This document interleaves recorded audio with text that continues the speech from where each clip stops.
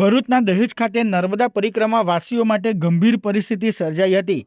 સમુદ્રમાં ઓટના સમયે બોટ કિનારા સુધી પહોંચી ન શકતા પરિક્રમા વાસીઓને જીવના જોખમે બોટમાંથી પાટિયા પરથી ચાલી કિનારે પહોંચવું પડી રહ્યું હતું। આ સમગ્ર ઘટનાનો વિડીયો વાયરલ થતાં તંત્ર દોડતું થયું હતું।